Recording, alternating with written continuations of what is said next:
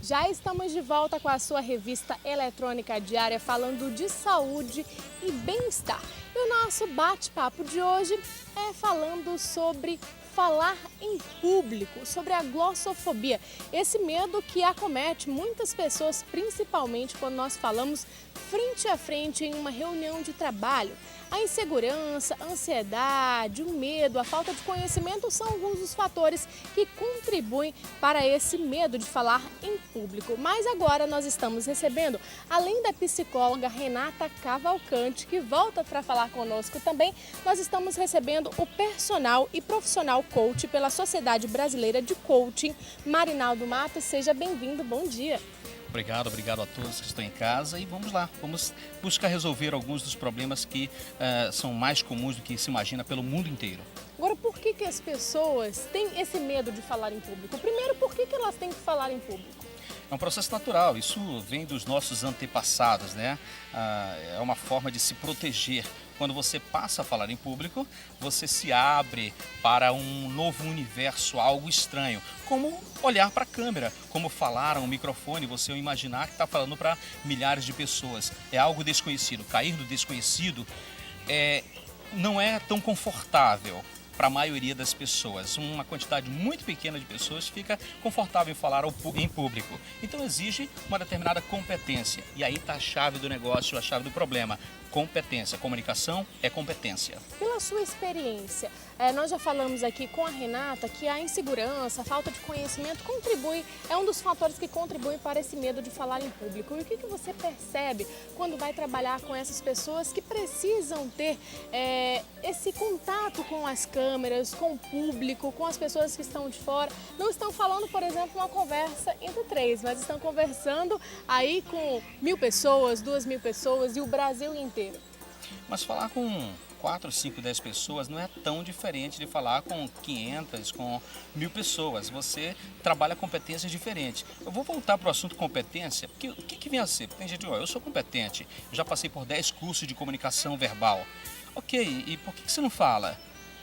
Porque ele não entende que competência, muitas vezes ele não entende que competência tem a ver com exatamente conhecimento, é o que ele tem durante os 10 cursos, 7 cursos que ele passou, tem a ver com habilidade, é o treinamento exaustivo em querer fazer. Então, por isso que a gente pede, o que você ganha, o que você perde com isso? Precisa treinar. E mais que isso, tem gente que tem a comunicação, tem enfim, todo esse conhecimento, tem habilidade, mas na hora de fazer a coisa acontecer, não consegue. Ele não tem a atitude adequada em querer fazer aquilo, ele não tem a motivação. E a motivação, por mais que ele vai lá, faz, não é assim que a motivação ela se expande na gente. Ela precisa, é um toquezinho, é um botão, é algo que diz, eu consigo, eu vou, eu faço. E aí ele tem a atitude de fazer. Isso é competência de comunicação. Não basta só ter o conhecimento, precisa ter habilidade, o treinamento adequado e querer fazer a atitude. Agora, existem pessoas que não sabem falar em público, tem essa questão, a falta desse conjunto que você falou de competência, de habilidade, e, por exemplo, elas não sabem falar em público, passam por determinado tratamento ou determinado treinamento e começam a falar em público, pela sua experiência, por exemplo? Sim, naturalmente. Nós tivemos agora, eu tive clientes empresários com determinadas dificuldades, atingiram um determinado patamar financeiro confortável, mas tinham dificuldade em lidar com pessoas. Nesse progresso, você lida com novos grupos, eles tinham dificuldade nesse sentido. Mas uma pesquisa indica que nós temos 100% de chance de convencer uma pessoa numa conversa qualquer, inclusive em falar em público, né? Nós temos só que 7% do potencial está no vocabulário. É aquilo que você aprende lendo livros, revistas, apostilas, assistindo TV, ouvindo rádio, 38% está nesse potência de voz, na forma como você se expressa, um pouco mais baixo, um pouco mais alto, mais exaustivo, essa coisa toda.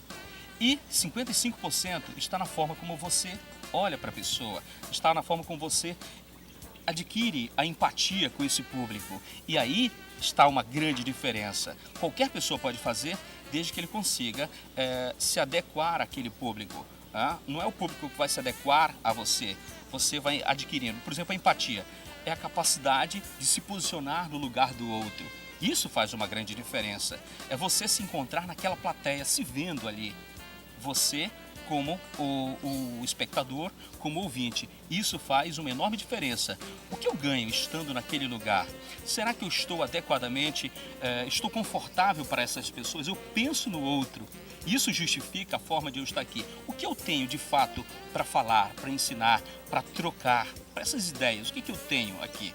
E tem uma outra condição que eu acho perfeita, que é a capacidade de recepcionar feedback. É ter esse retorno. Eu falo algo, mas como as pessoas estão me retornando? Alguém pode me informar isso? Alguém pode me retornar? Tem gente que tem medo do feedback, pior, tem raiva do feedback. Quando alguém fala, olha, eu penso que você poderia melhorar nisto aqui, aí a pessoa fica furiosa. Eu já passei por tantos cursos de comunicação, né? Eu sei tudo sobre isso. Ok, isso simplesmente mostra a insegurança da pessoa no fazer. É falta de habilidade mesmo. Eu acho que trazendo um pouquinho para a nossa realidade, jornalistas, que inclusive ontem foi comemorado o Dia do Jornalista, trazendo um pouquinho para a nossa realidade, principalmente para quem apresenta um programa ao vivo, eu gosto muito dessa questão de feedback.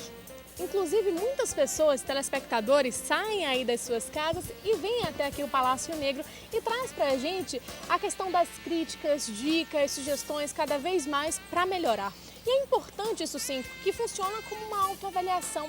Será que o que eu estou falando aqui está atingindo você de casa? Será que eu estou trazendo para a realidade do nosso município, para a nossa realidade do povo ribeirinho aqui da nossa capital amazonense? Então eu me preocupo muito com isso. E eu costumo fazer essa questão da autoavaliação para levar para você de casa o melhor conteúdo, a melhor explicação, e com certeza mostrar para eles também que é possível fazer dentro das possibilidades que nós temos aqui. E é isso que te diferencia dos demais apresentadores. Isso faz de você uma pessoa singular, uma pessoa única, especial.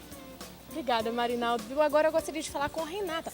Renata, nós falamos da questão do treinamento, de todo esse processo para uma pessoa que não falava em público, agora ela tem possibilidade de falar. Mas no olhar da psicologia, como é feito esse tratamento para a glossofobia? Tem tratamento? Tem cura?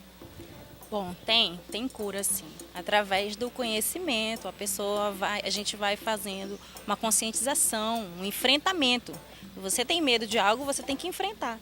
Então a gente usa a técnica do enfrentamento. Ela vai fazendo apresentações em pequenos grupos e depois em maior quantidade. Porque é como ele falou, você pode apresentar para 10 pessoas e para uma multidão, vai ser a mesma coisa. Mas para uma pessoa que tem essa fobia, é muito mais complicado, é delicado. Então ela tem que começar aos poucos, ela tem que enfrentar devagar, de uma maneira assim, graduada. É um processo lento? Quanto tempo demora a questão desse tratamento? A gente sabe que diferencia de uma pessoa para outra, mas em médio, quanto tempo demora esse tratamento? Olha, de 3 a 6 meses, vai depender da motivação da pessoa, né? Vai depender da capacidade de entendimento, do que ela quer para ela. Vai depender muito do meu objetivo, da minha meta, o que eu quero para mim. Renata, muito obrigada pela sua presença hoje no programa Estilo de Vida. Tenho certeza que agora você de casa sabe como lidar com esses sentimentos. E olha, se persistir esses sintomas que nós falamos aqui, inclusive físicos, né, Renata? Tremedeira, a gagueira, tudo isso também influencia na questão do medo de falar em público. Então, se persistir esses sintomas, procure uma profissional, que no caso seria a psicóloga. Então, obrigada, Renata, pela sua participação de hoje. Bom dia. Mas eu continuo no próximo bloco com o nosso especialista, o Marinaldo Matos, ele que vai dar algumas dicas pra gente. Deu branco? E aí, o que a gente faz, Marinaldo? Mas nós vamos responder no próximo bloco, tá bom? Então você de casa, não saia daí, porque a nossa produção pesquisou, conseguiu encontrar aí uma pesquisa, várias perguntas aqui, deu branco, memorizar, entre outras dicas que nós vamos trazer para você no próximo bloco. Um intervalo rapidinho e a gente já volta. Até lá!